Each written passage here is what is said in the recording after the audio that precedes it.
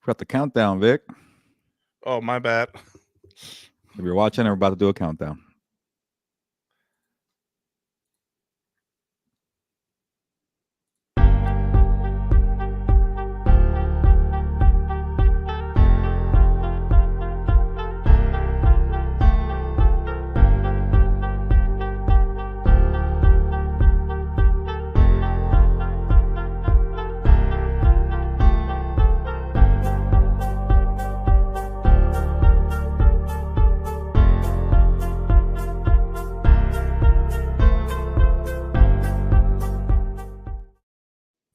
Well, take two. All good. We actually need to have a better countdown. That one seems too serious here. Where if you don't know who we are, we're the compas on the beats. We need something kind of laid back or more inviting to come hang out. So I'll leave that up to Victor, producer, to give us a better intro. But that's a different story. And I keep hearing this is supposedly the best weekend on the NFL calendar. Everybody keeps saying divisional round. It's the best weekend. I guess, yeah, it's 4 teams, or I guess 4 games and 8 teams, and you're getting close to the Super Bowl. And it's a lot of matchups. It's, you got some young quarterbacks and CJ Stroud. You got Jordan Love. You got the familiar faces going at it, Josh Allen and Patrick Mahomes. But I guess let me know. Is it the best weekend on the NFL calendar? People keep saying that. I'm kind of getting tired of it. You put on a podcast, you read a story, the best weekend of all of the NFL. But yeah, I can't disagree. But it's starting to get a little annoying. It's kind of like Super Wild Card weekend. Everybody's calling it super. It's just a regular weekend. But I guess I'm just that type of person that gets annoyed very easily. And on that note, I'll give myself a quick intro. I'm Gilberto Manzano, co-founder and co-host of Compas on the Beat. I also cover the NFL for Sports Illustrated. Feel free to call me Gilbert or Gil. A lot of people do. Not a problem with that. And I'm not alone. Vic, the producer, Victor Javier Corona. How you doing? I'm doing good, Gilbert. You're starting to sound like Larry David. I think you're happy that Larry David is coming back. We're getting some Curb Your Enthusiasm coming back, and I think you're getting ready for that. You're becoming an old curmudgeon. There we go. If I can if I That is can the learn word to of the if I day. can learn to talk, Gilbert, and but yeah, in terms of the divisional round, yeah, this is outside of course, the AFC and NFC championship game. I think this is the one that everybody looks forward to. I'm not excited about the matchups, if I'm being completely honest. Wow. Okay. I think the biggest thing is for me, it has to be the fact that we get Chiefs and Bills. I think is what saves this weekend, but I'll be honest. There's not a lot of outside of Chiefs and Bills, probably like the two young quarterbacks in Stroud and Love. But I'm with you. I totally understand where you're coming from as well. But I don't know if you want to get to some of these comments Yeah. because Yeah. Well, they, first of they all, Victor says don't watch the episode because football this weekend is boring. So leave everybody, or we could just hang out at like compas and just talk about other stuff. So that's cool too. But I do not blame you there, Victor. And it is a little annoying. Everybody calls it the best weekend in the NFL. But you know what? Sometimes upsets happen. Number one seeds go down. They get a little rusty. We all assume the favorites are going to make it. Everybody has the Ravens and the 49ers penciled in, and maybe that's not going to happen. So maybe it is the best weekend in the NFL. But I am also an old soul, like you mentioned with Larry David. But you know what? Let's get to the comments we can mention. We got Pedro already here. What's up, compas? What's up to you, compa Pedro? We really appreciate that. I'm sure I'm gonna tell you a terrible joke, but I'm sure everybody calls you Pedro from Napoleon Dynamite, right? Or not? I don't know, but I'll try to make a dumb joke every now and then. Then we got a Thier who's taking his time to say hello to everybody individually. Hello, Batir. And then Victor, say hello back. hello, Atier, and I'm glad to see you again. It's been a couple weeks. Yeah. I was trying to wonder if he was going to join us. I don't know if has he been on the live with you guys? He was on there on Tuesday, so Thier's still around. No problem. Oh, Maybe awesome. he's waiting for Jim He's Harbaugh news to drop, but not a problem there. And then we got Jorge with 4 exclamation points. I think he wants a Gilberto. It's not as good as San Diego, but I give it a try. What's up to you, Jorge? One of our best supporters here on Compas on the beat. And also going off, you call me an old soul and me hating everything. We have burials of the week on Compas on the Beat. Little promo right there. Whenever we get together with the 4 compas, we like to bury things and complain and just nag about stuff. But hey, who doesn't? All right. Yeah, And then also an individual shout out. I don't know if you like the name Jorge Vinegar Vic, yeah, but it's yeah. a little weird, but I it like rhymes. that. I It like rhymes real that. good. I can be a bit of a vinegar kind of person, so I'll take that. I've been told that I am way too positive and that I need to be more negative. So maybe Yeah. that's why I'll take that from Maybe Jorge. that's why it's funny is when you call the biggest dude in the crew tiny. Like it's one of those things, you know? Yes, exactly. Yeah, But yeah. yeah, okay, well, maybe we're starting to like it. Shout out to you, Jorge. And then we got BC, who's very active on House of Horns, and he's all here with I guess we call it a ram. That's a ram, right, or a sheep? I can't really tell. But yeah, the Rams are not in the playoffs, unfortunately. But we still got BC in the chat. He's excited for divisional round, super divisional, whatever. There you go. I'm Yes. tired. But yeah, and I wanted to say something else, but I totally forgot. But yeah, check out Compas on the Beat with the four Compas too. But we're here to talk about NFL divisional round.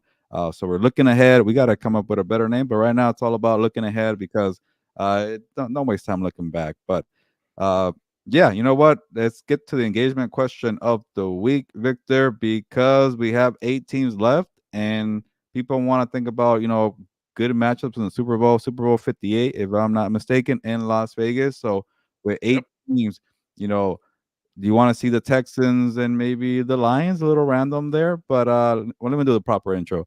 The engagement question of the week. What would be the best Super Bowl matchup? And maybe a little sneaky matchups too. Maybe what about Baker Mayfield and the Buccaneers facing CJ Stroud and the Texans? No, maybe the Lions and the Chiefs rematch of Week 1 season opener where Kadarius Toney couldn't catch anything, or maybe we could go to the Ravens and the 49ers, like the obvious one. The Ravens crushed the 49ers, and we already seen that one. But hey, we all like a rematch, right? So let me know in the comments what would be the best Super Bowl matchup. And maybe, Victor, I'll put you on the spot. What do you think would be the best matchup for you? For me, because I picked it before the season, I'm gonna stay with it. I'm gonna go 49ers and Bills. As I said, I think it's starting to become one of those weird years, Gilbert, as we talked about. And I feel like the 49ers path to the Super Bowl has really opened up now with the Eagles and Cowboys out now. And I think the Bills, I think their window is starting to close. And even with all the injuries, I still like their chances to make it to the Super Bowl. But I'm sure the Chiefs and the Ravens will have something to say about that. Yeah, that would be one that not people a lot of people are expecting because the Bills, don't seem to be on the same level as the Ravens. So if we get Bills 49ers, that'd be kind of a nice surprise, and that's why we play the games. You never know who's gonna win. We got BC with a pick there. Bills over 49ers. So yeah, I think he likes your pick there, Yeah, but that was he's my picking pick the Bills. last year. This was my pick preseason, Gilbert. So I think BC and I are on the same level there. Okay, well, let us know, which one would be the best matchup. But before we break down all the playoff, oh, there we go. Thier has one. Ravens versus 49ers, a rematch. Yeah, I do want to see that, but the whole Christmas Day game kind of was like, dude, can the 49ers hang? I don't know, but we're gonna find out if the 49ers crush the Packers and they crush whoever they face in the championship game. If that occurs, then I'm like, okay, you know what? This team found its rhythm. They're ready to compete if they face the Ravens. But that could be an intriguing storyline right there too. Yeah, and Within Athier itself. gave us a stat earlier in the season where I think the team with the that loss in the regular season is like 7-1 when they face them in the Super Bowl. So maybe the 49ers return the favor in that game. So Yeah. uh we'll see. All right. Before we break down all the playoff games, all four of them, and also if you want to chat about anything in the NFL world, let us know. We'll stop and chat about it. We'll answer the questions. We're here for you guys. That's why we made this show an extra live show on Thursdays or Wednesdays. We keep forgetting what day it is, but today's Thursday, and we talk about the games that are upcoming. But we also want to listen to your feedback, your comments, your takeaways, your thoughts, whatever it is. Let us know, and also maybe you want to talk to some uh sports betting like NFL bets. We're gonna give you the spreads and total lines, things like that. You want to talk about dynasty football, fantasy football league? That's cool too. I'm way past fantasy football, but people like to play dynasty. So things like that. Please uh, mention them in the comments, and we'll get to it eventually. But let's start with some NFL headlines, and then we'll get to the games. And some people are very intrigued to see what happens with Jim Harbaugh and the Chargers.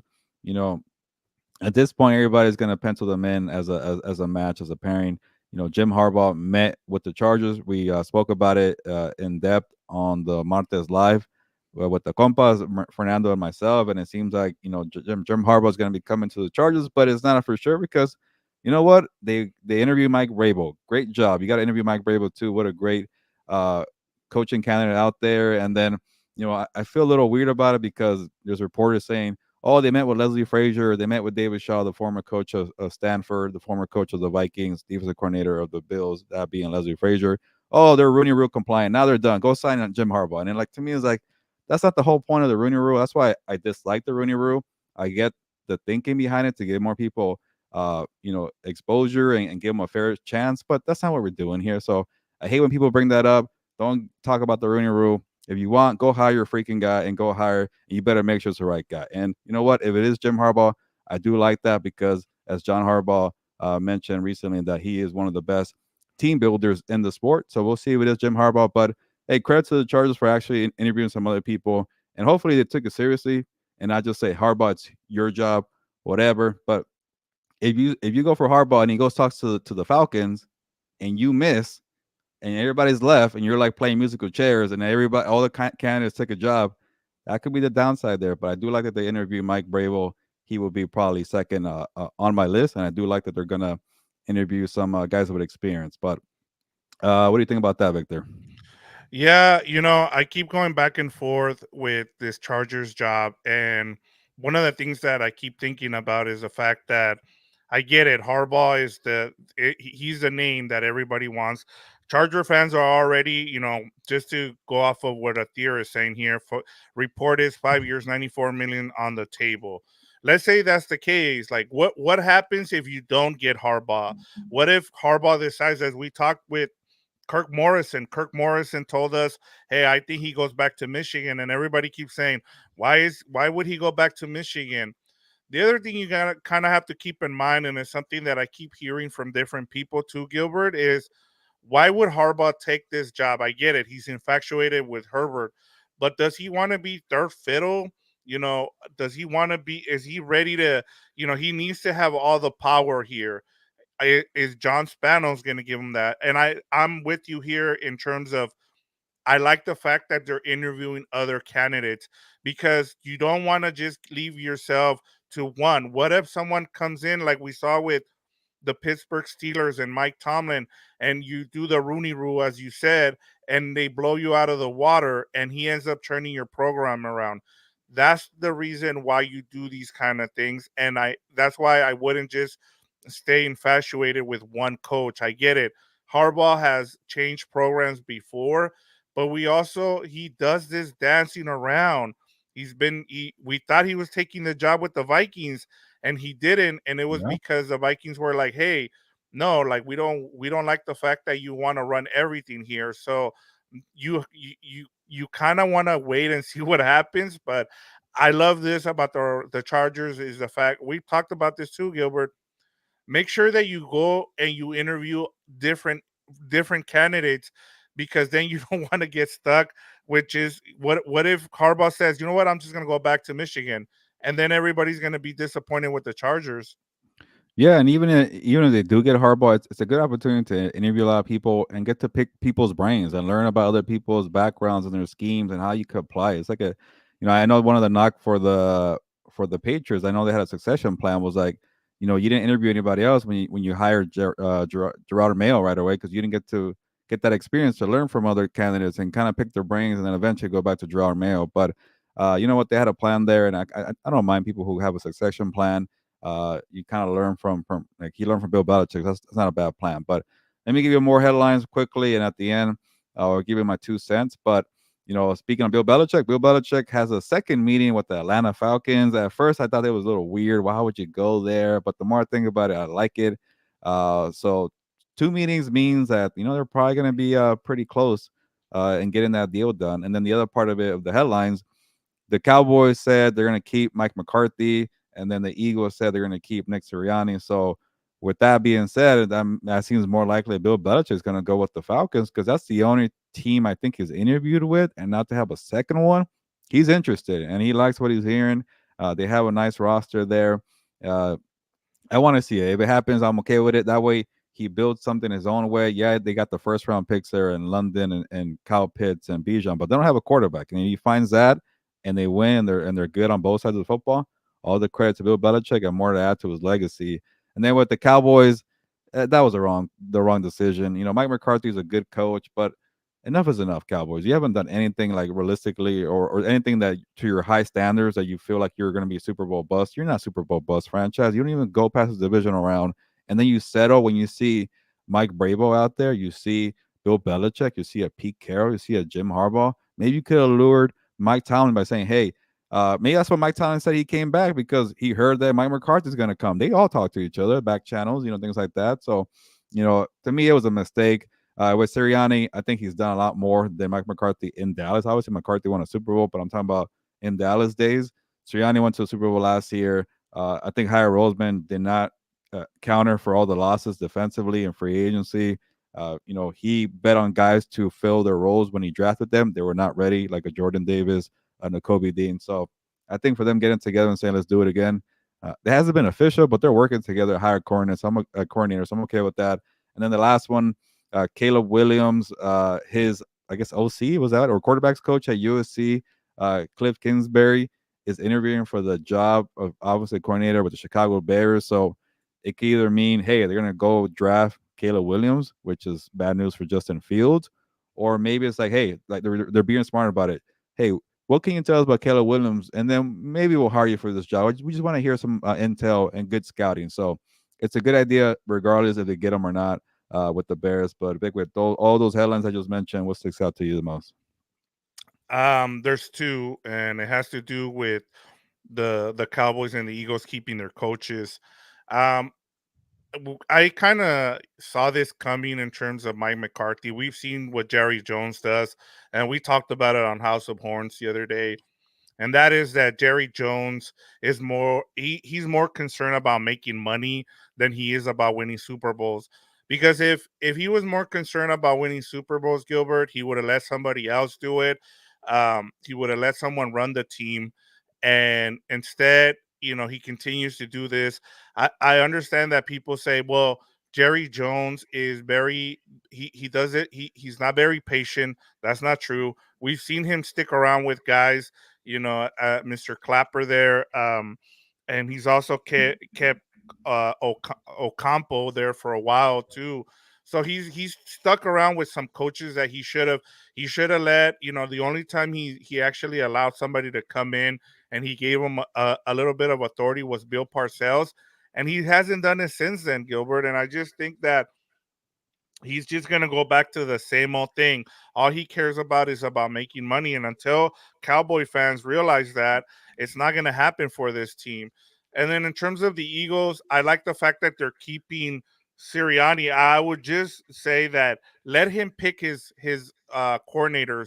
They it sounds like they shoved Matt Patricia and they picked him for him.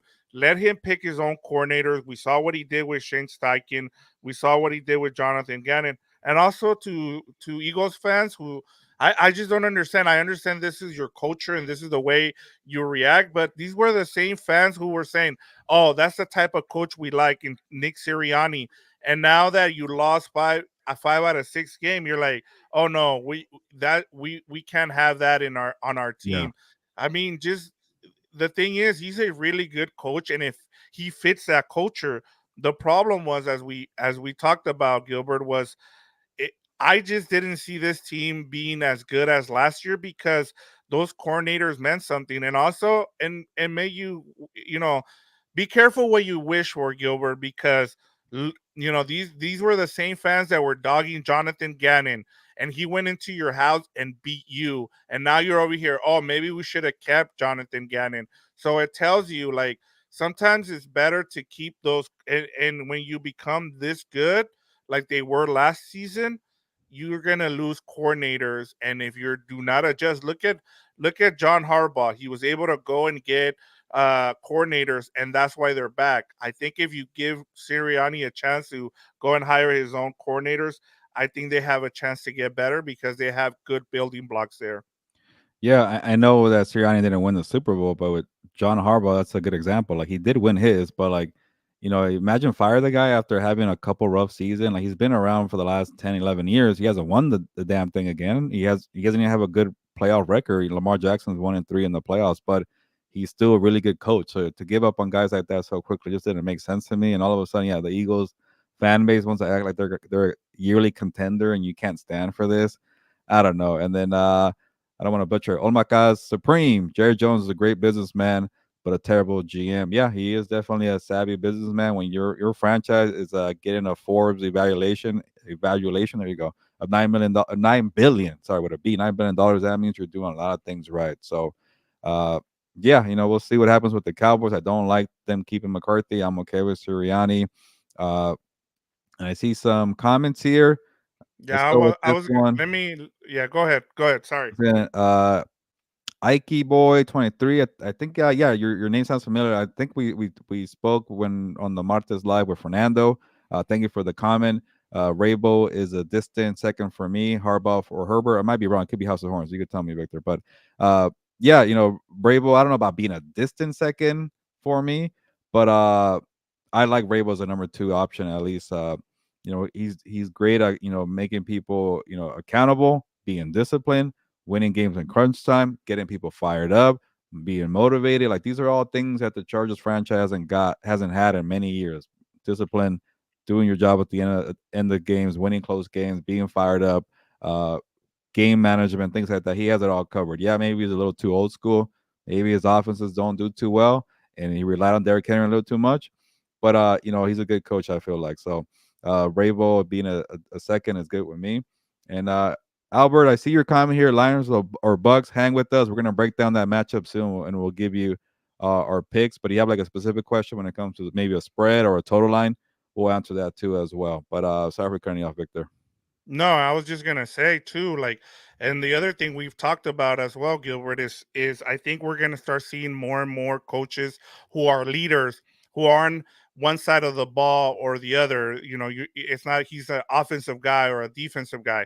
He is a leader of men, as we've seen it with Antonio Pierce and the Raiders, who I will probably hear any day now that he's gonna become the coach there. You're seeing it with Dan Campbell. You see it with with Brable as well. And even Jim Harbaugh. He's a former player who's also like we. I don't know what he is. I don't know if he's an offensive guy or a defensive guy. He's just a leader of men. So I feel like that's gonna be a lot of the guys who get higher in this cycle.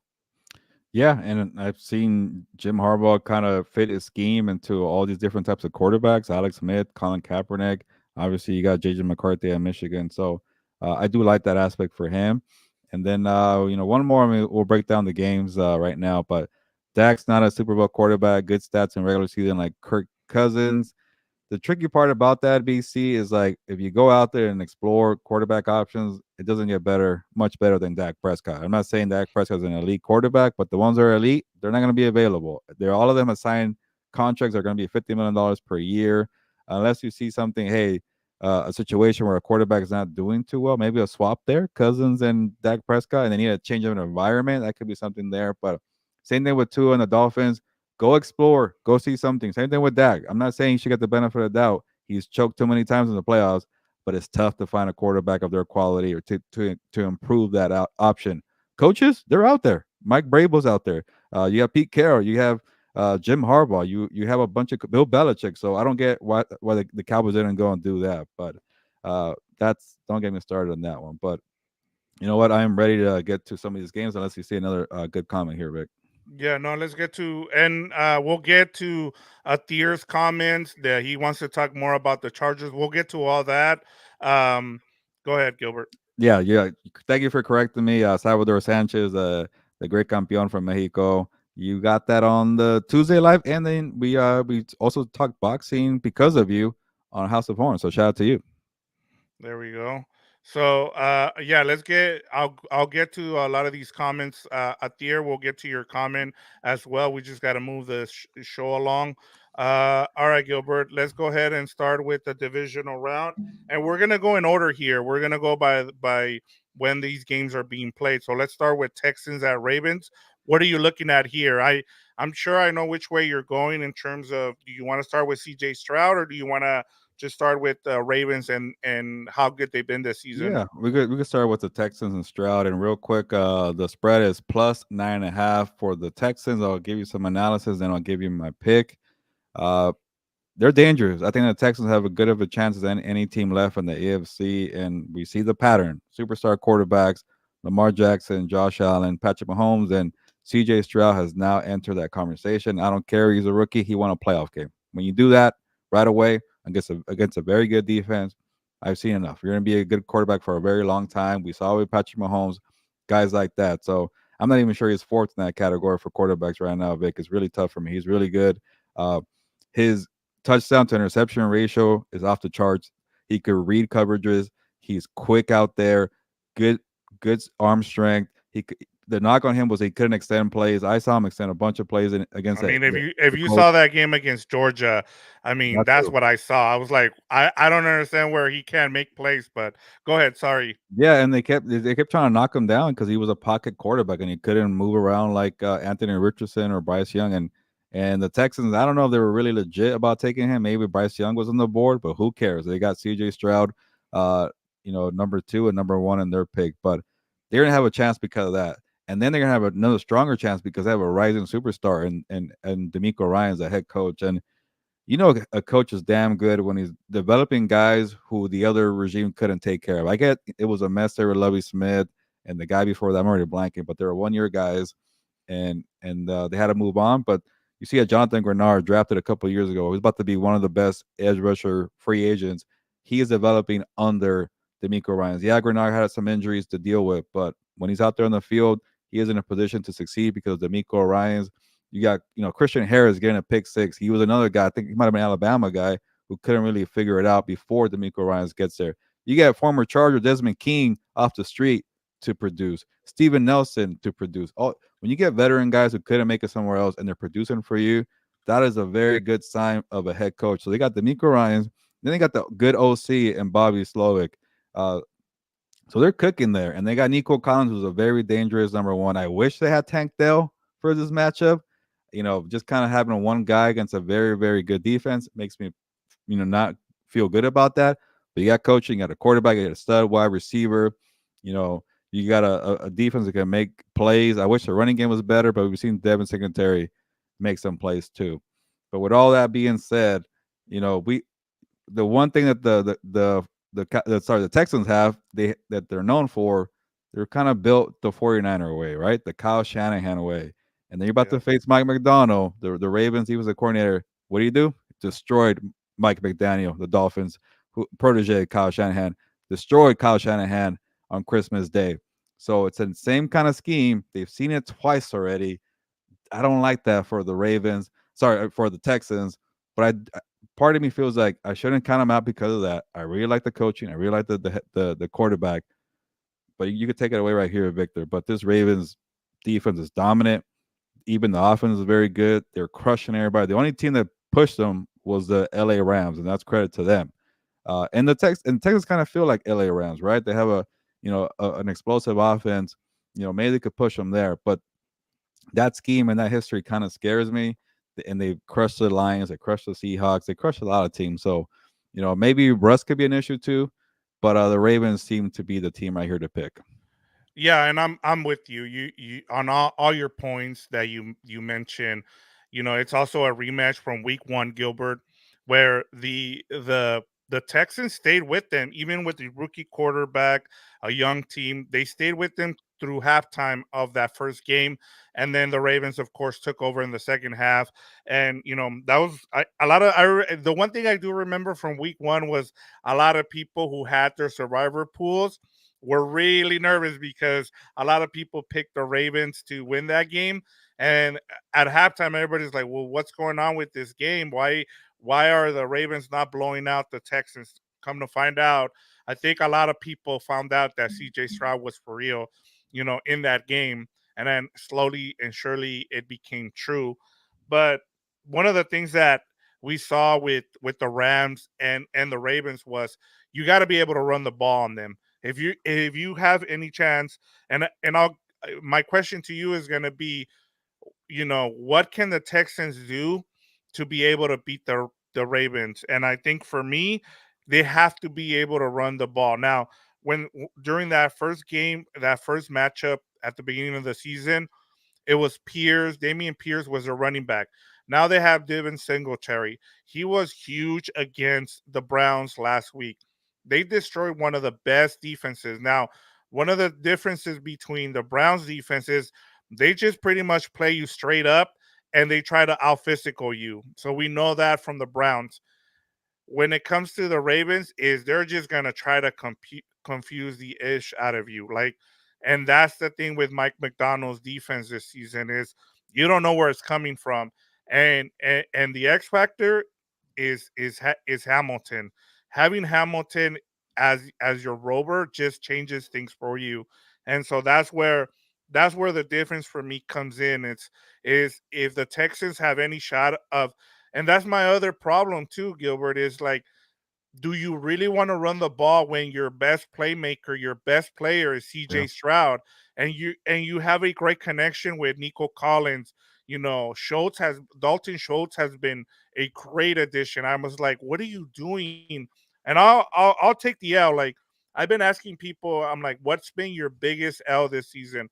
For me, it is the Texans. I was critical of them trading up to take Will Anderson. I'm like, what are you guys doing? I was completely wrong about this team, and to their credit, it comes down to coaching, as you made a great point about that. Yeah, Will Anderson Jr. and Jonathan Grenard, that's a very good 1-2 punch of edge rusher. Maybe you could put pressure on Lamar Jackson, and I'll focus on the Ravens offense right here. And Athir, I'm with you. I know you like the Ravens, and it will be close.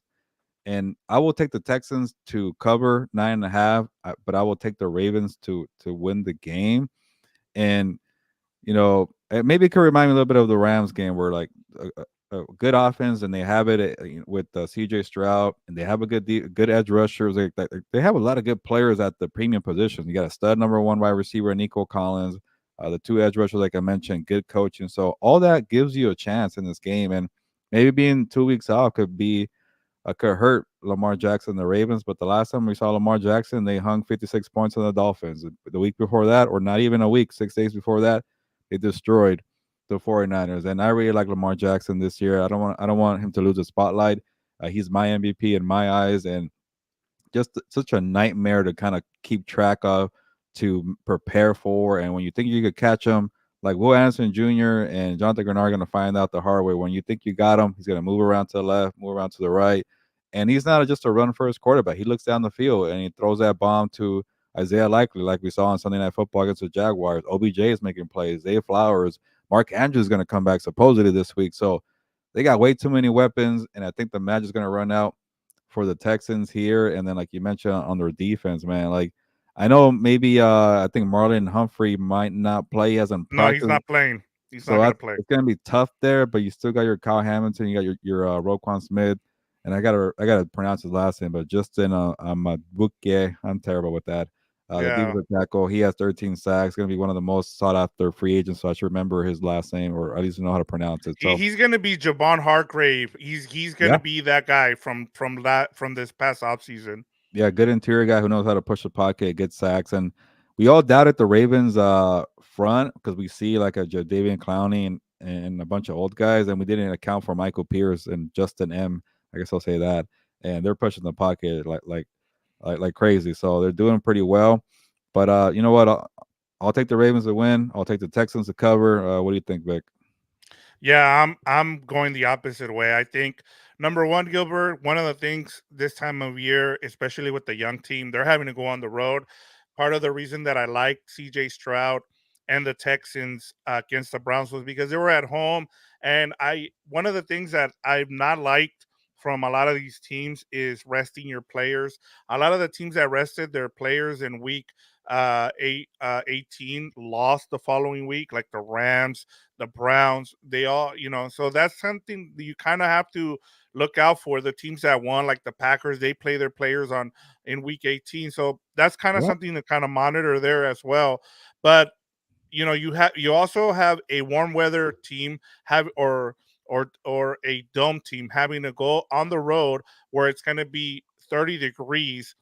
I just think this is going to be a blowout. Like I love the storyline with the Texans, and I think the Texans have a bright future.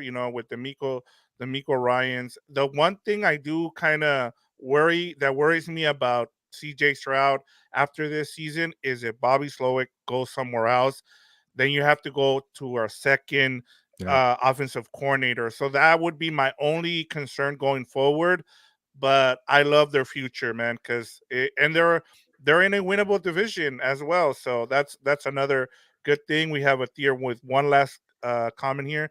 Don't forget my bros advantage. Houston has they play them in week 1, which is scary. Yeah, but same thing with both sides. They're not the same teams anymore. It was a long Nope. time ago. Week one, Yep. the Ravens defense figured themselves out. The offense on the Texans figured themselves out. But yeah, it should be a good matchup. I think it's gonna be close. You predict the blowout. We'll see what happens. But what's the next one? It is Packers at 49ers. Another young quarterback going up against a team that is the prohibitive Super Bowl contender here in the 49ers. Yeah, it's wild how similar the postseason debuts were for Jordan Love and C.J. Stroud. I think they had like the same, you know, 3 touchdowns. The passer rating was about the same. No interceptions. The passing yards were around the same too. So, uh, yeah. So Jordan Love was really impressive, and Alonso, uh, perfect timing to get here. Unless he was waiting for 36 minutes to get to 49ers talk. And this one's going to be very interesting because of how hot the Packers have been down the stretch. They won 6 of the last 8 games in the regular season, so I guess 7 out of 9 now. They destroyed the Cowboys, and I like that Matt LaFleur took the ball first in the coin flip, and they just went down the field. And it just wild to me how much Jordan Love's game is similar to Aaron Rodgers. But maybe that's a good thing for the 49ers because Aaron Rodgers cannot beat the 49ers in the postseason. So they have a similar quarterback there, but you know what? You'd rather have a Jordan Love play like Aaron Rodgers because we saw what he did for many years. But he has command of the offense. He cut down the interceptions. I think he only has like maybe I think from his when he lost 4 games in a row. Ever since that point, he only has 3 interceptions total. And so that might be like a 10 game sample right there. So that tells you a lot. He cut down. You finally have a running game with Aaron Jones staying healthy. And the tough part for the 49ers, Vic, you can take it away after this, but 49ers, they have a good defense, but this is not the same defense that went to the Super Bowl in 2019. They're not that dominant.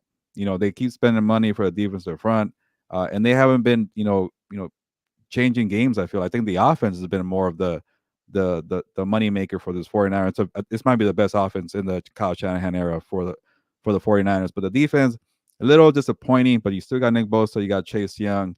And it's gonna be a problem though if Jordan Love, who's very good at extending plays, and when you're moving around the pocket and you can't get to him, and he's throwing it to Luke Musgrave, uh, Tucker Kraft, Dontavian Wicks.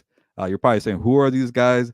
Jaden Reed, Christian Watson, Romeo Dobbs. I just listed like 6 guys, and you better be prepared. And the good thing for the 49ers, they have linebackers, and I love Greenlaw, and I love Fred Warner. But the secondary is weak. They're young. They're thin. And Love likes to kind of extend the plays and go down the field. So if the pressure doesn't get home, if your linebackers aren't on point in pass coverage, I think Jordan Love, Matt LaFleur could definitely do some damage here. Yeah, I'm going to take it the other way. I'll talk more about the 49ers here. And I'm with you in terms of everything you said about the Green Bay Packers. I think if you're Matt LaFleur, you take the ball first. I already saw Kyle Shanahan say that he's not going to he's if they win the coin toss, they're still going to defer and they're going to allow the Packers to get the ball first. Well, we'll see. I mean, maybe that's just gamemanship, but and one of the things that I love about the Packers is the fact that they don't have a Devontae Adams. They just have dudes, and that's why this offense is scary. If I'm them, as much as I would as hot as Aaron Jones has been since he came back from injury, he's been the best running back in the league since he came. He's I mean, just look at the stats and you'll see that he's run over 100 yards, I think, since in every game since he got healthy. But my biggest thing is, the names, Gilbert, the no names of these receivers that you mentioned. I mean, usually you want a number one receiver, but in this case, I think that's where it works for this team. But the Niners on offense, man, I mean, you could see them scoring 6 touchdowns in this game. And I've been critical of Joe Barry's defense, and I'm sorry. I know they were able to hold off the Cowboys, but this is a whole completely different animal in the 49ers. I mean, they can beat you in so many ways. I think Christian McCaffrey's going to have a huge game. They're going to run the ball with him. And then Brock Purdy, he's able to make every type of throw that you need, whether and that's the difference with him and Jimmy Garoppolo, is that he gets the ball down the field. And so if, you can either think, okay, maybe we stop them one or twice, but the fact is that the 49ers are just hard to defend. And unless you have a defense where you have linebackers that can move all over the place like the Ravens do, I just don't see how the Packers stay in this game.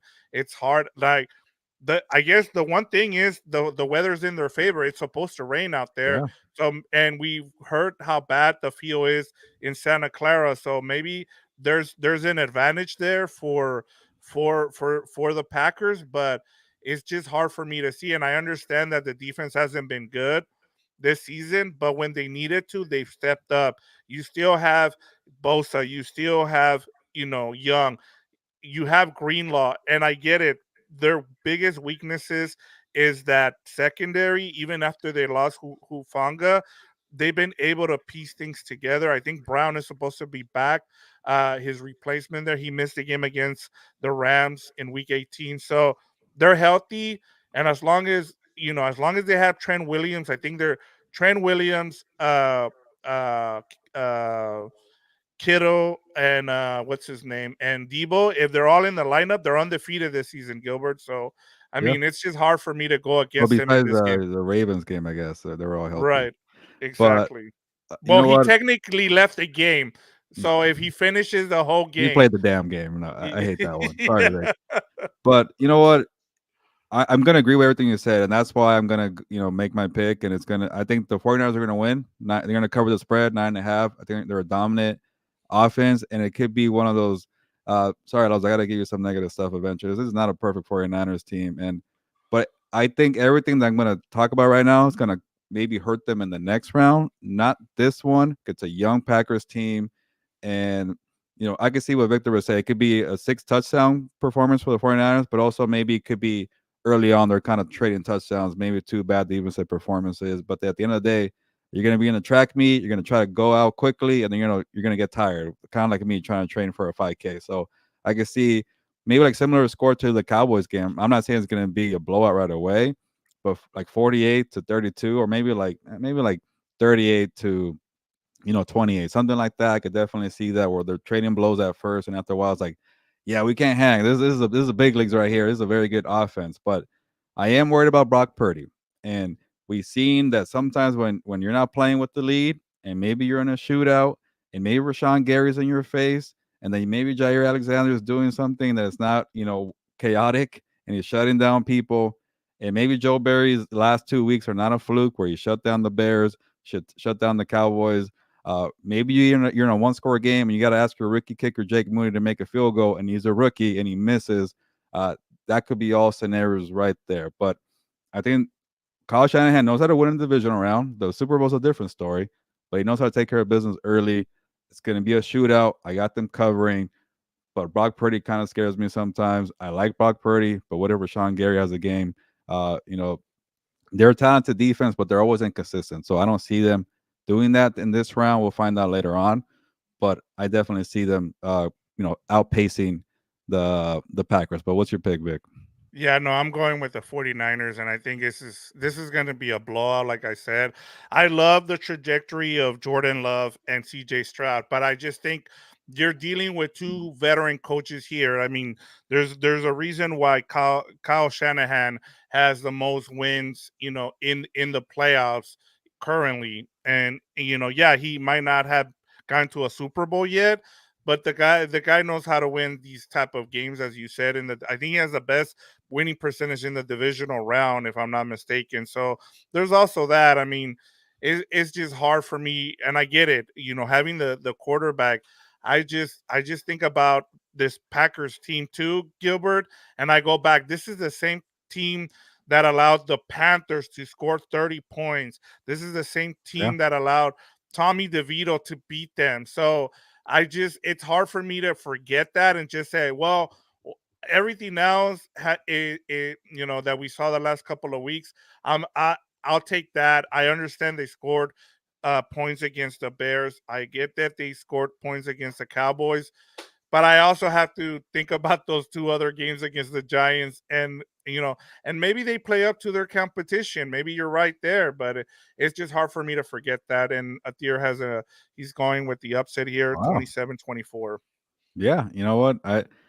You know, something I would not be surprised if one number one seed goes down, and maybe that's why people like this divisional round weekend because maybe a one seed, chokes and doesn't get to the next round. But uh, I don't know. I like the 49ers offense. Their defense is a little bit disappointing, but this Packers team seems like they kind of, you know, maybe they already got their moment, and maybe it's time to go home because you were a 9-8 team. Like you mentioned, they barely beat the Panthers, but this is where this kind of feels like a game where like the 49ers are going to just put an end to them, and then we'll see what happens after that. But Let me ask you this before we move on. I just want a quick answer from you. Who has the better chance of pulling up the upset this weekend, CJ Stroud or Jordan Love?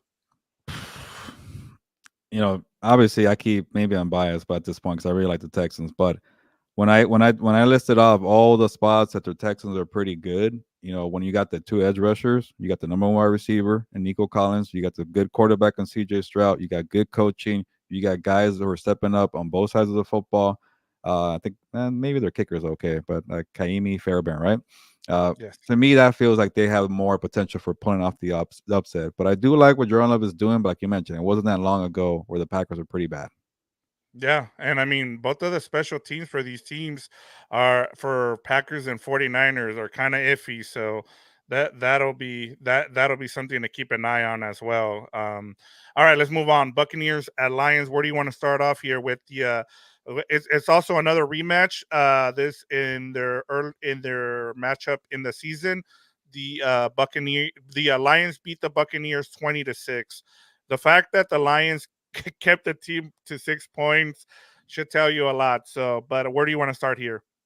Yeah, and also hopefully Albert stuck around because he had questions about this one here with the Lions and the Buccaneers, and I don't know. I try not to get caught up on previous games because again, people adjust and make it, and it depends on what time of the year that these games play with each other. But I'll start with the Bucks. I guess start with the underdog, and I really like what Todd Bowles did last week. you know, blitzing the crap out of Jalen Hurts and taking them out of their rhythm. But then again, I don't expect, you know, Ben Johnson and Dan Campbell to say, all right, we won't do max protection. We won't even give you a running back blocker. Keep going at our quarterback. I just don't see that. So I don't think Talbot is going to have an easy time. What's up, Albert? Thank you for sticking around. But, maybe Victor and I might split here, but I do know Victor's pick earlier, so maybe we're not. But uh, I think the Buccaneers are going to be players in this game. They are plus 6.5 underdogs, and I'll just say right now, I'll take the Bucks, to cover, but I don't think they win this game. I do like Detroit a lot. Detroit really impressed me with their coaching. That's why I'm saying Todd Bowles and this blitz won't be as easy with Ben Johnson and all the weapons that they have. Jameer Gibbs, Dave Montgomery. Those two guys didn't really make an impact. They were solid against the Rams, but I expect a monster game maybe from Gibbs or Montgomery. One of those guys are going to go off this week. Then Amon Ross Brown, so steady, so dominant, so consistent. Sam Laporta was able to play. But I like the Buccaneers defense. I know Todd Bowles got a lot of crap for not having these guys ready early on, but they're starting to develop. Yaya Diaby, the rookie edge rusher, who's a third-round pick, took the job of the first-round pick guy who couldn't really do anything. I can't pronounce his name, so I won't say it. But, he's kind of coming on late. I think it's Elijah. No, I don't want to butcher his name, but the guy from Yeah, I know who Pittsburgh, you said that from Pitt. Canty. Yes. He was I loved him in the draft. draft process. I beg people, but he was just undersized, and people didn't want to take a chance on him. And then people wanted to compare him to Aaron Donald, which is unfair because he came out of Pitt undersized. But he's also trying to find his groove too. So that's Todd Bowles' credit right there. And then you got the All Pro and Antoine Winfield Jr. So I really like that matchup defense against the Lions offense. But and then I've been giving credit to my guy Dave Channels. Dave Canales, the OC of the Buccaneers. The job he's done with Baker Mayfield has been outstanding. You could also beat the Lions in the secondary. He has Chris Godwin, Mike Evans, Trey Palmer had a big touchdown last week. And Baker's, right now being dangerous. And yeah, Albert Gibbs didn't play, Jonah Jackson didn't play, and Montgomery got hurt.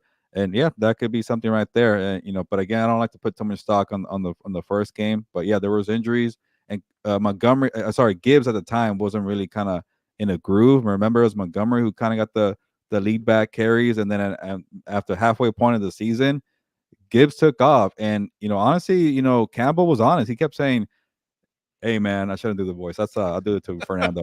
Hey man, we're gonna be taking it easy on the rookie. It was bad for my fantasy leagues. I had to wait for Jameer Gibbs to go off because I took him. But he was honest and said, the first 2 months are gonna be Dave Montgomery show, and then the second 2 months it was Jameer Gibbs. He was fresh, ready to go. So and then Albert, I'm seeing your comments. I love it. I have not even mentioned Vita Vea. What a monster that Bucks a defensive front stopped the tush push. So it's gonna be a good matchup there, Vic. I know I'm focusing a little bit of everything, but I like this game. I'm very intrigued, and I know you went the underdog here earlier this week, but what do you think? Yeah, I've changed my mind since then after Oh, kind okay. of getting ready for this. See, when we do regular compas is earlier in the week, so I haven't had a chance to actually do some research and kind of get into it. So I've kind of changed my tune now, and one of the things that kind of made me change is the fact that now, after doing some, kind of going back and learning a little bit more about Jared Goff, and he's been really good against splits this season, which I thought was the opposite. He's like number 5 against pressure now. I mean, and also that offensive line is a key here, Gilbert, for the Lions. Since Ragnar, the center, has been healthy, they've been a different team, and they've been able to keep Jared Goff clean. Now, there was a couple moments there in that Rams game where he had 3 straight drives where he looked pretty bad there, where he Yeah. kind of reverted to being his old self. But and Todd Bowles, like I said, he's gonna blitz. He knows what to blitz, and Ben Johnson knows this. And we talked about this when we kind of did the preview for Rams and Lions about how Ben Johnson and Raheem Morris were going to have a chess match. I think it's the same thing here.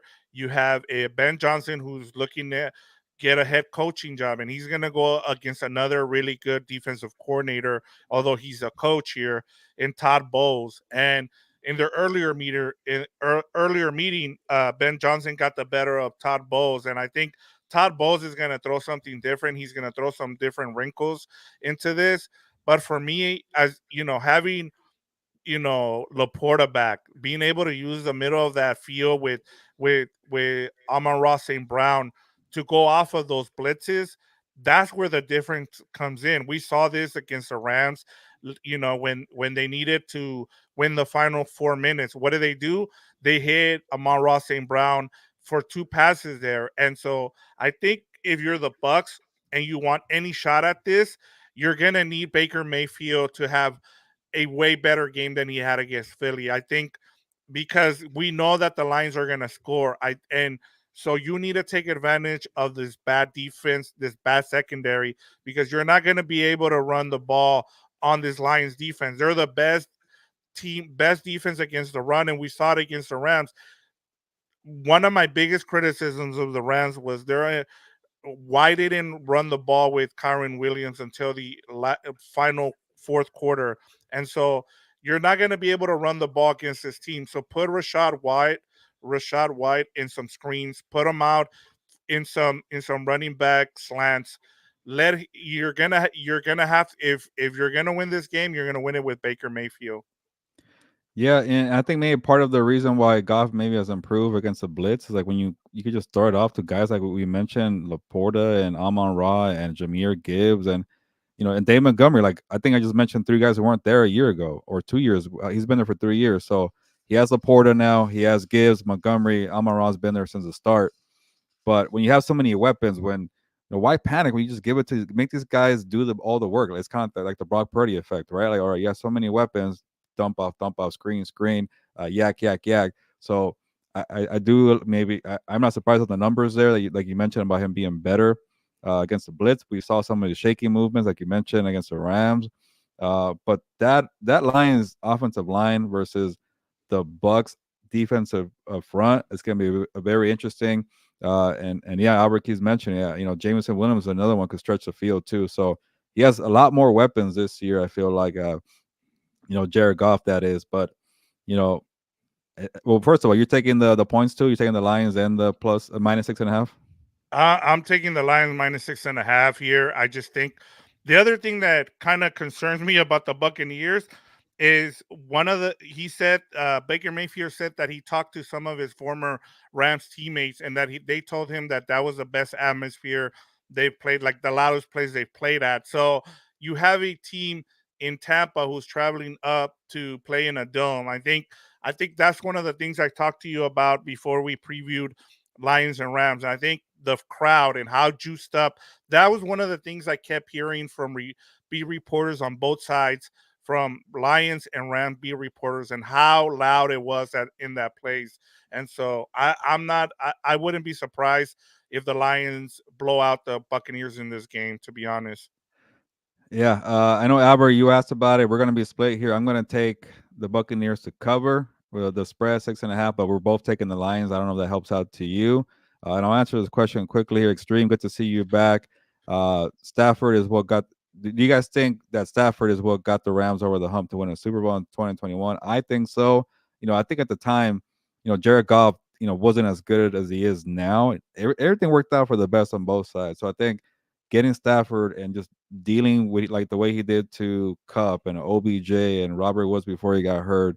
I think that was the final piece to me, and that's why I keep comparing the Dolphins to the Rams. We're like the Dolphins are aggressive making trades, and I don't know if Tua is going to be the guy. Is Tua Jared Goff or is Tua going to be Matthew Stafford?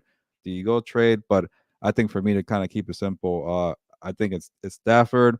Nancy joined us too. What's up to you? She says, "What's up, compa?" So good to see Nancy. And but yeah, we're gonna disagree on this one in terms of the spread. I think just just the coaching that they have with the Buccaneers, the defensive front that they have. Baker Mayfield with all the weapons down the field, but I don't want to knock that Lions defense too much. The secondary is bad, but I'm actually very surprised how good they are against the run. So that could be a problem. You're one dimensional with Rashad White, who's gotten better with Dave Canales as the coach there. But I think the Lions are only allowing 88 yards rushing yards per game, which is number 2 in the NFL, and actually the Yeah, number they one. haven't allowed a runner to go over 80 yards all season, Gilbert. It's So, pretty I impressive for a mean, team we keep knocking for defense, right? yeah, but it's their secondary that's bad. I Yeah, mean, that's part of the problem. I mean, as you brought up, they brought in Cam Sutton. He hasn't been good. It's been a problem. CJ Gardner Johnson has been hurt, but they in but it's it's their secondary that's bad.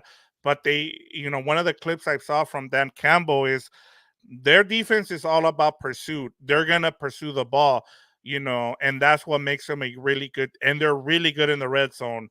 That's the other thing. So once you get in the red zone, they are really stingy in the red zone. Albert, thanks for jumping on and thanks for subscribing. We really appreciate that. I'm glad you found us. So that's what we're trying to do here. Maybe you might know who we are, but you jump on and you're chatting with the compas and having a good time. So thank you for subscribing and chatting with us and giving some good takes and some good points. And uh, same thing with Nancy. She found us not too long ago, so it's pretty cool to see people, newcomers, and just supporting us and chatting with us. So we really appreciate that. But we're a little behind on time, so we'll speed up a little bit. But we got one more playoff game, and then we're gonna give you a quick best bets if you want to take that for making some money, or maybe you don't because you don't want to lose money because of us. But we'll get to that eventually. And this is probably the best game of the weekend. Star power in terms of quarterbacks, rivalries, something different. Mahomes going on the road. Uh, and I know that the Compas got on me for this one, but I don't. I'm gonna just keep saying what I've been saying. I don't know why people are thinking the Bills are going to be, maybe the winners here. They are. The Chiefs are underdog. I hate that my one underdog this week, Vic, is the Chiefs. They're not a Yeah. real underdog, but I Yep. needed to get one, and I was gonna hate myself if I don't get pick one dog, and I'll get to the point. The Chiefs plus 2.5. They're my dogs of the weekend. Maybe that's a bad omen right there, but I can't wait for the matchup. Like I keep saying, best on best. Josh Allen's offense against Chris Jones' defense, and this defense is so dominant. I think their only really bad game was the Packers game, which maybe a good news for the Packers this weekend. But the Packers game, they allowed 27 points. That was probably their worst game all year. They've only allowed, I think, 17 points per game. You got everything in all phases. You got Chris Jones. You got a Karlaftis as an edge rusher. You got Nick Bolton, and then that secondary, you got L'Jarius Sneed, Justin Reed. You got Trent McDuffie.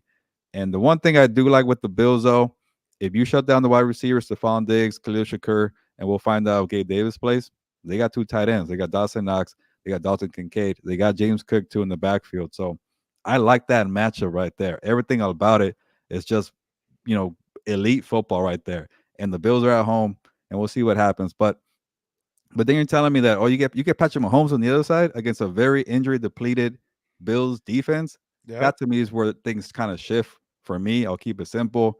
I see Mahomes, Rasheed Rice, Travis Kelsey. I see that Pacheco probably lighting up that defense for the Bills. But let me know if I'm wrong, Vic. I think you will. But Yeah. that to me is what really decides the factor for me. I the thing you forgot is that this is the first time Patrick Mahomes' career that he's playing a playoff game on the road. And he's got what, 7 or 9 playoff games, But two in is the it really a Super. thing though? I don't get it. He has two Super Bowls, but he's not like a young guy. But I don't know. I get it, but I think it's a big deal to me. I mean, the fact that he's never played a playoff game outside of Arrowhead, outside of playing in the Super Bowl, of course, that's huge. And then you get to go to the Bills. Now, the Bills kind of, were in the same position last season, Gilbert. So I'll give you that, against the Bengals, and the Bengals went in there and smashed them. But I just feel like, look, the Bills are 6-0 now. They're coming in hot, and I get it. I'm with you. The injuries are huge. My biggest thing is and Spagnuolo is gonna do. He has his best defense with the Chiefs. Patrick Mahomes has the best defense he's ever had since he got to Kansas City. So I'm with you on all that. And I don't have a contrary thing to what you said. My biggest thing is you have Josh Allen. This is your year. This is your time. We saw you last season. The Bills were the Super Bowl favorites going into the season, and you choked it. Nobody expects you to make it to the Super Bowl this season, especially after everything that's gone on, with this team. You have the Sean McDermott stuff in the middle of the season. You've had a bunch of injuries, so why are you going to win this game? I can't give you, the only thing I can tell you is you have Josh Allen on your team. You got Joe Brady in there, and you've had a better you seem to be able to spread the ball around. You're not just focusing on Stephon Diggs. I love the fact that they're spreading. Shakur's getting the ball. You're seeing the running backs, Cook. You're seeing all the other running backs be, involved. I the My biggest thing is if you're Josh Allen, do not f this up. Do not be the reason that you lose this game. As we've seen, when Josh Allen doesn't turn the ball over in a game, they're undefeated, Gilbert. So this comes down to, yes, we want to see this spectacular plays from Josh Allen, but at the same time, you don't want to see the dumb turnover. And so for me, I think Josh Allen plays a clean game and they escape with the win here. I think it's a low scoring game, but I like the Bills in this situation because they're at home. Yeah, Nancy does too. Extreme does too. Athir does too. People are against me here, and yeah, I guess the one thing I'll disagree here. I feel like there is a lot of pressure on the Bills. Like, yeah, people don't, for a while they didn't expect them to get here because they were 6-6 and they were like 12th at one point in the AFC standings. But you got the rivalry. You got the one opponent that keeps getting your freaking way. And you keep saying, well, it's at Arrowhead Stadium. It's in KC. You got them at home now. You better win. You better Yep. deliver. And same thing with Josh Allen. We keep saying you're a top 5 quarterback. We're going to criticize Justin Herbert. You got to criticize Josh Allen too. He didn't come through. So, I think there's a lot of pressure on them. And the turnovers could be an issue. And the one thing I also don't like about the Bills, like, they can't figure out who they want to be. And I like that they're trying it different ways, like with Joe Brady and coming in and saying, we got to run the football. James Cook has to be a good focal point here. Let's get more Khalil Shakur, more involved. But something about Stephon Diggs and Josh Allen, they don't like this kind of slow down, smart approach. They want to kind of go down the field. And maybe not having Gabe Davis, if he doesn't play, I don't know yet. Maybe forces them to be, let's slow it down. Let's chill. Let's not be bombs away because that's when they get in trouble. So something like that feels like, what if they start panicking? What if they kind of feel like this doesn't feel right to me? Let's get like Stephon Diggs is screaming at me at the sideline. Let's go give him the bomb that he wants, and you get picked up by McDuffie. So and McDuffie just shut him down in the first matchup too. And then they kind of got lucky at Arrowhead Stadium with the Kadarius Toney thing, and maybe the people are knocking the Chiefs and they should. The offense was very sluggish. They were sloppy, but they were saving their good stuff for the playoffs because when I kept seeing Rashee Rice being like the security blanket and not really the focal point, how we kept talking about Puka Nacua, Yep. it has I'm to be with over you on this Cooper point. Cup. I'm with you. They Yep. finally did it, and maybe they're like, Yep. you know what, this guy's actually has something. So, I'm not saying he's Puka Nacua, but he's a good rookie, and in the I in mean, the you saw it last week, Gilbert, to your point. I mean, they featured him, they went away from Kelsey, and that's why they won that game. I think yeah, there you go. eventually you just have to go to the guy who's actually proving to you that he is a guy that should be getting the ball. And Kelsey keeps dropping the ball. I'm not blaming it on Taylor Swift. It's honestly, he's just getting old. Like, that's Yeah, part of the problem. Like, people just want to use excuses for other things. Is he's just old. He's also, remember, he got hurt at the beginning of the these injuries just and when you get older, these injuries linger on the whole season.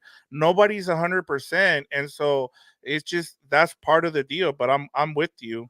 yeah, but then if I'm saying that the the Bills look uncomfortable with the slow down running style, I've only seen one sample size with Rashee Rice as a focal point of the offense. So maybe they don't do it again, and that'll be kind of, I think, a dumb part on their side. But hey, this is why it's the last game of the weekend, and people are very excited. We're split here on the team. We're split also on the spread. And Nancy, I know you're a Chargers fan, and you're hoping that the Chiefs go down. I'm not saying they're going to win a Super Bowl, but this one I can't really go against the Chiefs in this round. But we'll find out. And I'm not saying I'm perfect. I'm wrong a lot, so maybe that's good news for Athir and Extreme and Vic and everybody else that picked the Bills, Dan and Diego, Fernando. So I'm the lone wolf right here. But let's get to our best bets and call it a day. We love the engagement in the comments. So hopefully maybe you want to give your bets too. But uh let's move on, Vic. All right, go ahead, Gilbert. Last week you went perfect. You got all your picks correct. You had let me go right through this real quick. You had the Bucks at +3 against the Eagles. You had the Rams at +3 against the Lions. You had the Packers at +7 against the Cowboys. You had the Chiefs and Dolphins under at 43.5. And you had the Bills Steelers over 35.5. So you hit all your points. That got you 15 points for last week, and you're up to 97. I, on the other hand, went 2 for 5. I had my number 5 was Browns Texas under. I didn't hit that. My number 4 was Rams +3.5 or +3. We got that one right.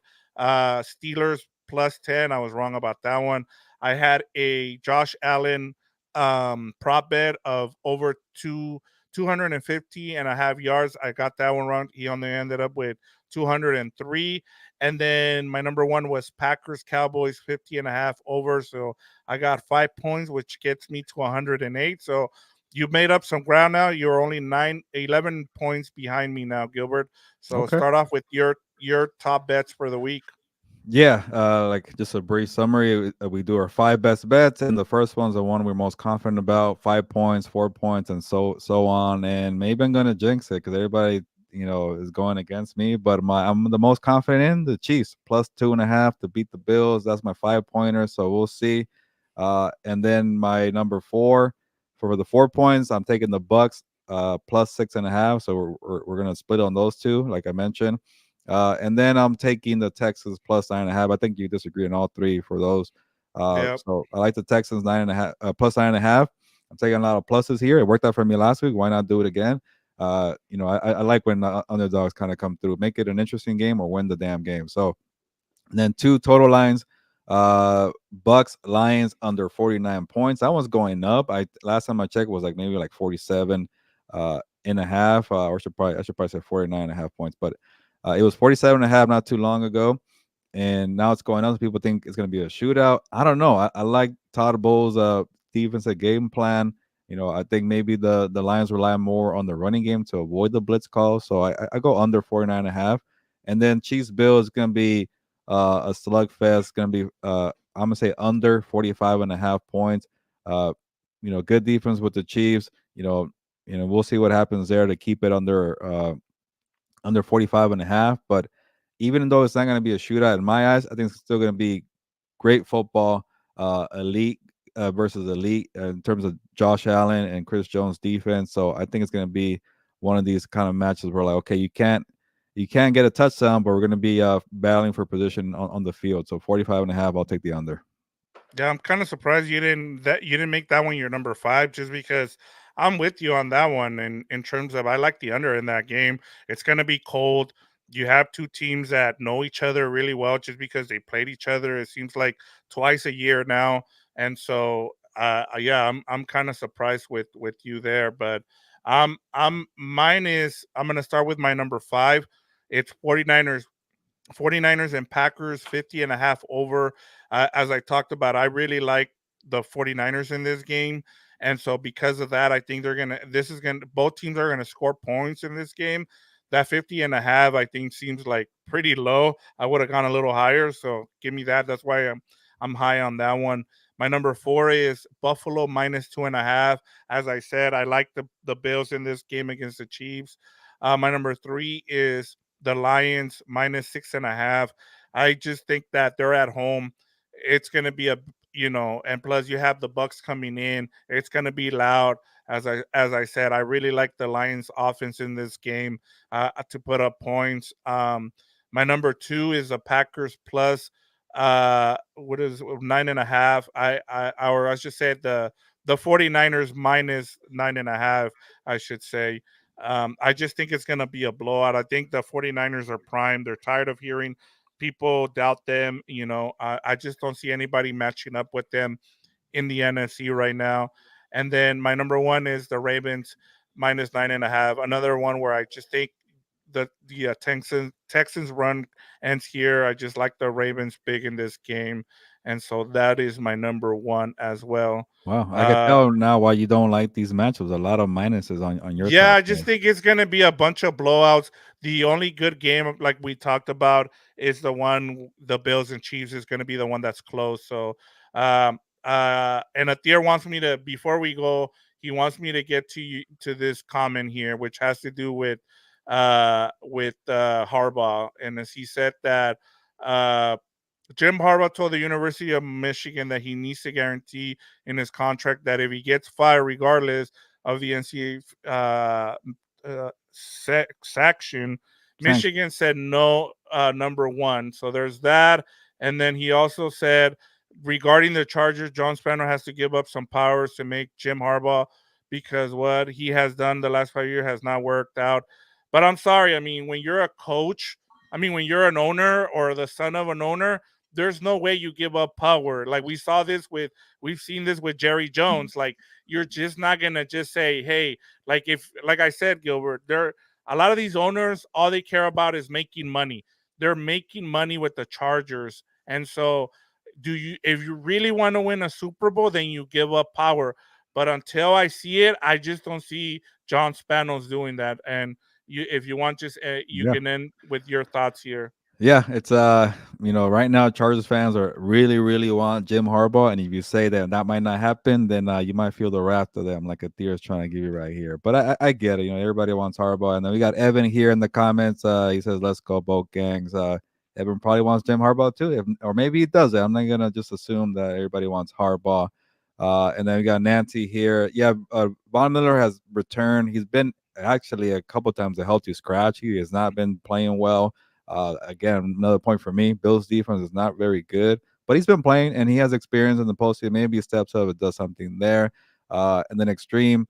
Speaking of more edge rushers, James Houston will be playing. He's been, he hasn't had a good of a season like last year because of the injuries, but and he was kind of a big name last year. But this year, a lot of injuries, and he's going to be playing, which adds to Aiden Hutchinson, adds to Liam McNeil, adds to the secondary with Melifonwu, Cameron Sutton, and C.J. Garner Johnson, Anzalone, the linebacker. So I should give the Lions defense a little more credit. But and then we have Nancy saying they already made him an offer of $15 to $18 million from reports that is swirling around.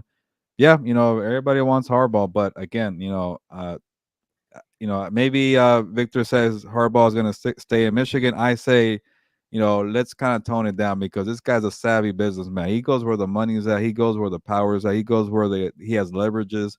And when he goes and has an interview with the Falcons, that tells me not so fast, Chargers. You want me? You better give me everything I want because I got people interested too. So I don't think it's a done deal just yet.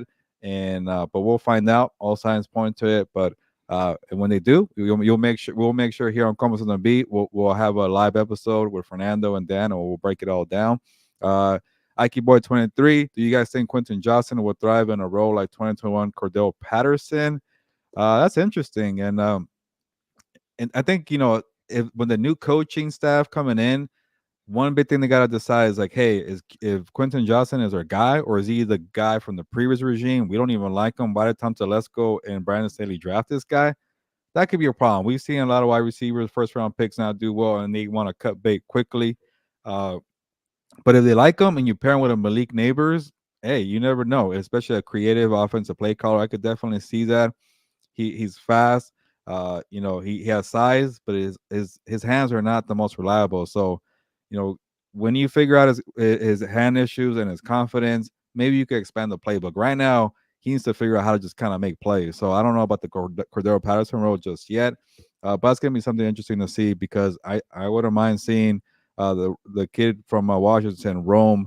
I gotta pronounce his last name, but eventually, or Malik Neighbors or Marvin Harrison Jr. I don't know how it's gonna occur, or Brock Bowers. So a lot to be intrigued about for the Chargers number 5 pick. But yeah, I really like all the comments. I like that people are joining here from House of Horns, from What's Up Bolts to Combos on the Beat. So we got it all covered. We answered questions. We talked bets. We talked some draft a little bit, and we talked the NFL divisional round here. So shout out to everybody. I got to get going. And I hate to kind of cut it short, but I think we answered all questions. So I feel like I did my job, Vic. Yeah, no, we're ready for the divisional round. I know I'm saying that, three of them are going to be blowouts, but hey, I'm hoping for better results after wild card weekend. Most of those were blowouts as well. And then we got one good game. I just see the trend there. So, but I'm hoping that all the games are really entertaining and we get better matchups that I'm hoping for. Yeah, I'm hoping for at least one upset. We'll see what happens to the number 1 seeds. I like that they're both playing on a Saturday. That's pretty cool. But yeah, let's get on to the divisional round and some quick promos. You want to help out the network here. Keep doing what you're doing, joining the chats, subscribing, liking stuff. If you're new here, be a compa, telecompa, like we like to say here. And shout out to Albert being the newest guest here. We should have like a some kind of effect for newcomers or first timers here. Like, Yeah. yeah, welcome to the show. Like, just kind of make people First feel, time, long time. yeah, things like that. Make them feel inviting and welcome. We'll figure out how to get the sound effects going too. But this is awesome. And but yeah, if you want to check out the links in the description of this video, we have a PayPal link for donations that will help for equipment, housing, to help the network grow, create more content, things like that. But if you don't want to just give us your money, you could buy some merch here. Combos on the Beat hoodie. I got this thing here. I even got stickers on my thing. I'm branded out here. Combos on the Beat. We have a merch website, certifiedcompas.shop. So get yourself some merchandise. It will help out the network too as well. Or if you want, keep watching it live and you want to, provide a donation through a super sticker, super like, super whatever, super thank you, that'd be much appreciated too. So I think I covered all the promos. Check out everything we're doing on House of Horns, What's Up Bolts. Keep an eye on Combat Compas. Ike Boy 23 got me thinking about boxing, so we're gonna get Combat Compas going too. Check out all our lives. We try to do a live on a Monday afternoon. We try to do this on Thursdays, but a lot of content for the network. But we really appreciate it. Again, check out the links in the description to kind of help us out if you want to. No pressure. We appreciate the engagement and the subs. Yep, and we're ready to go, Gilbert. Well, You got things to do, so we appreciate everybody checking in with us. Everybody who commented, shout out to you. We love it. As he said, Stream Shap, Atir, Nancy, Ike Boy 23. Who do we have? Albert as well. We have Alonso Takanga. So shout out to you guys, BC, Omega Supreme, everybody who checked in with us. Thank you so much. We really appreciate the love. It's been awesome to see the growth of this community. Extreme Chap, who found us on House of Horns. Now he follows us everywhere. Shout out to you, Extreme. We appreciate the love. it's a good time for Extreme because he's a Lions fan, so he's enjoying the time right now. So we'll see if they make it 2 playoff wins this weekend. Texans, Ravens, Packers, 49ers, Lions, Buccaneers, and Chiefs, Bills. But all right, it's enough talking. Let's get going. We appreciate everybody for jumping on. Let's play some damn football. Divisional round. I hear it's the best weekend in NFL in the calendar. But we all have our own opinion about that. But on that note, and nos vamos, pues.